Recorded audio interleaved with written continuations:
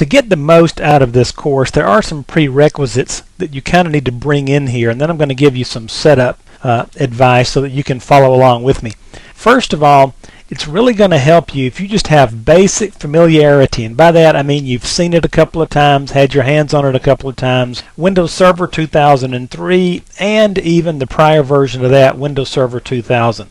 So if you've just kind of seen these or had your hands on them, it's going to help quite a bit. Now you need to also be familiar with Active Directory. If you don't know what Active Directory is, you'll probably be okay in the course. I'm going to start kind of basic, but I would go ahead and advise you to get out there and start reading some on Active Directory. You can go to Microsoft's website and read about it. There's some excellent books out in your local bookstore about it. Group policy.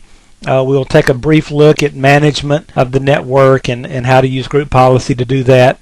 And then basic network services, and by that I'm talking about DNS, DHCP, those sorts of things.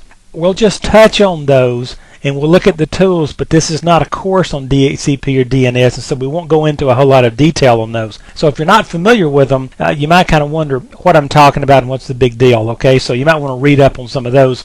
And then we're going to take a good look at TCP/IP, because for the first time we have IP version 6 capabilities in the Windows Server product. And so we'll talk about the differences between IP version 4 and 6, and so you'll need a little bit of understanding, basic understanding on what TCP/IP is. Again, I'll help you with it as much as I can, but I don't want to lose you. Now, this is real important. Let's talk about setup. How can you set this up on your own computer and run it? Now, it's a Windows Server operating system, so you do not want to install it on your XP box because it will take over and it'll cause you some hassles and some problems. Also, it's a rather expensive system, so what I'm going to suggest you do is go download Microsoft's Virtual PC product. Now, the current version is Virtual PC 2007. Now, how do you get it? Go to Microsoft.com and just search for Virtual PC. This is a free download. You'll be able to download that and just install it on your machine. Now, once you've got that in place, you will be able to download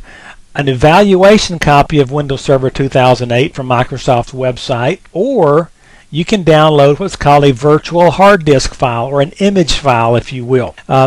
Make sure it says VHD, a .VHD extension. Now, Microsoft has a free VHD file up there. It is Windows Server 2008 Beta 3 version. It's out there on their website. You can look it up and download it and play with it. It's 95% the same that you're going to see in this course. And another way to get an evaluation copy of this, and it's a great idea, is to go to your local bookstore and buy one of the Microsoft Press books, or there's a number of third-party books that will actually have an eval copy of Windows Server 2008 in the back of the book, and I think it gives you 90 to 120 days to use the software. But what you're going to do is you're going to load the software into a window on your PC. So if you're running XP or something like that, or Vista, you can actually install this Windows Server 2008 into this virtual environment, and it will not harm your computer. You can use it full screen. You can do some really cool stuff. So if you've never seen Virtual PC, you need to take a look at this and run it. Okay. Now, again, I can't give you support on Virtual PC and all this, so